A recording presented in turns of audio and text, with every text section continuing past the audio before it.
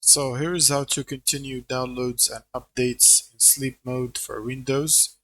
So first you need to right click the Windows icon and then go to settings, then go to system, and then power here, click on it, and then go to power mode and make sure you select uh, your balanced or power efficient mode.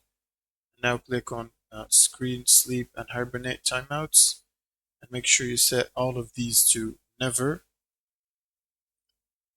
Now you can simply go back and in the search bar search for power settings or power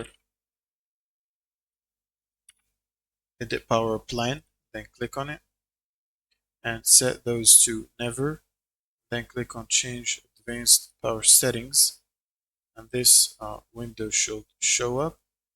Now in here under hard disk, turn off hard disk after, set this setting time to from 20 minutes to 120 minutes.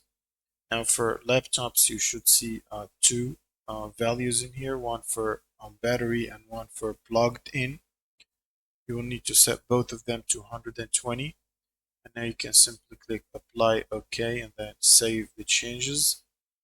And now you can leave your Windows updates running.